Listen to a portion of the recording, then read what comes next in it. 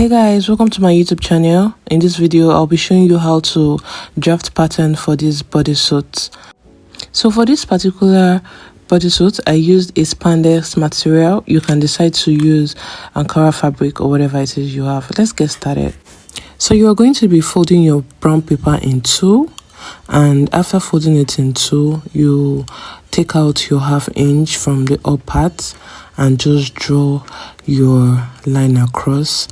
Then on the side of it, you're going to take out 1 inch all the way to the down part of your brown paper. After doing that, you are just going to draw your line across to meet the line at the up part of it.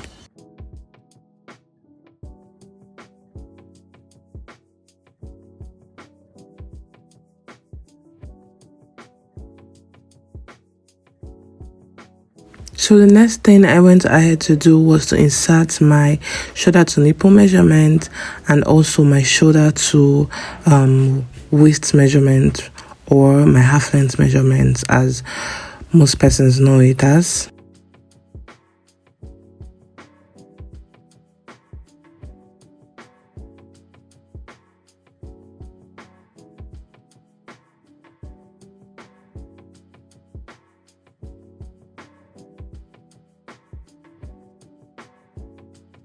So I've just gone ahead to label my lines so as not to get confused.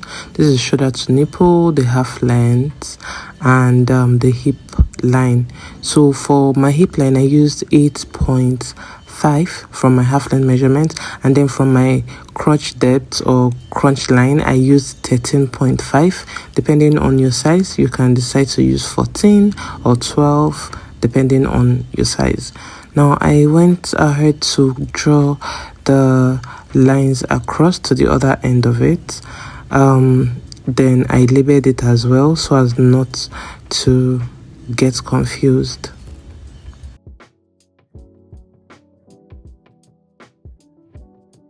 So from your crunch depth line or your flap line, then you go down by 2 inches and go in by 2 inches, like you see me doing. Go down by 2 inches and go in by 2 inches. Now I'm going to go ahead to start inserting my shoulder measurement divided by 2 plus 1/2 inch. Shoulder measurement divided by 2 plus 1/2 inch. Then I marked my neckline measurements. I used 3 by 3. For the front I used 3 by 3. For the back I used 3 by 1. Remember, we are cutting the front and back pattern together. So for the back, like I said, I used 3 by 1. I went ahead to use my curve ruler to get my tiny curve for the back neckline. So I came down by 1 inch from my shoulder line, and then I connected my shoulder line there from the neckline to my shoulder line. Then I divided my bust measurements by 6 plus 1.5 to get my armhole measurements, and I went ahead to connect the lines again. Then I got the midpoint of my armhole, then went in by 1/2 inch for the front armhole. And then for the back armhole, you don't need to go in by 1/2 inch. You're just going to connect it. Like I said, we're drafting pattern for the front and back pattern together, right? So I just went ahead to use my curve ruler to draw my armhole curve for the front pattern, and then I drew for the back pattern as well.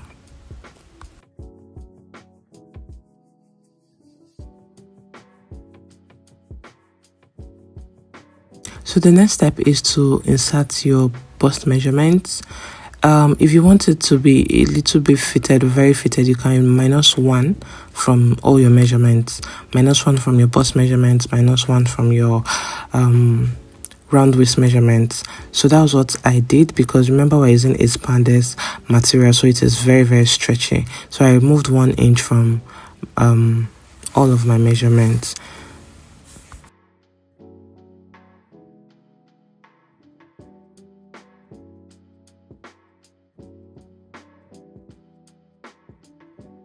inserting all of my measurements, I went ahead to use my straight ruler to connect from my bust to my waistline, and then I used my hip ruler to connect the hip line. So remember, we went down by 2 inches from the crunch depth. You are going to connect that line to your hip line. You are going to use a curve ruler. If you have this kind of curve ruler, use it, or you can use freehand. You can just freestyle it. But if you have a curve ruler, just do exactly what I'm doing in the video. Now for the back part, my brown paper was not enough, so I had to add another brown paper to the back part of it. So I'm just adjusting the back neckline because it was looking funny to me. So I just adjusted it and went ahead to add my brown paper for my back pattern. Now for the back part of it, you are going to add 4 inches. 4 inches from the 2 inches that we went down by 2 inches from the crunch depth. Now from that 2 inches, you're going to go down by 4 inches. Like you see me doing in the video. Go down by 4 inches and go in by 2 inches like you see me doing. Now you're just going to connect it with a straight ruler. Connect it to the front part like I'm doing. Now the next thing is to connect the hip line measurement to the crunch depth measurement. Now for the back part, we're using a straight ruler, and for the front we use the curve ruler. Now before you cut, please, from the hip line, go up by 4 inches for the front and back. Like I'm showing you in this video, go up by 4 inches so as to get a perfect bodysuit before you start cutting. I made a mistake when I was filming this part, so that was why I had to go ahead and show you guys what to do. So go down, go up by 4 inches from your hip line before cutting out your pattern. So just cut out your pattern and then place it on your material and start cutting.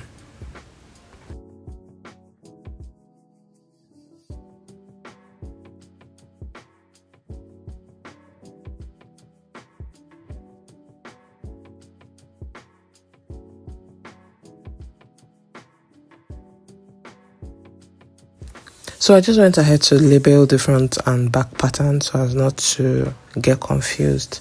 And then for this material, if you're using this exact material, there's a stretchy part and there's a part that is not so stretchy. Now the stretchy part is where we are using. That is where your bust measurement will be, your hip measurement will be. That is where it will be, okay? So because we're using a very stretchy fabrics, you don't need to add ½ inch for your cotton. I just added so as not to, just so as to be on the safe side, but you don't need to add as long as you're using this type of fabric. If you're using an Ankara fabric or a fabric that is not very stretchy, then you can go ahead and add your ½ inch. Not just your ½ inch, you should also add your seam allowance, maybe like 1 inch or 1.5 inches, right? Again, you don't need to add ½ inch if you're using a spandex material, okay? So just go ahead, cut the front pattern, cut the back pattern. I think I also cut the sleeve off camera. I did not remember to film that part, so pardon me.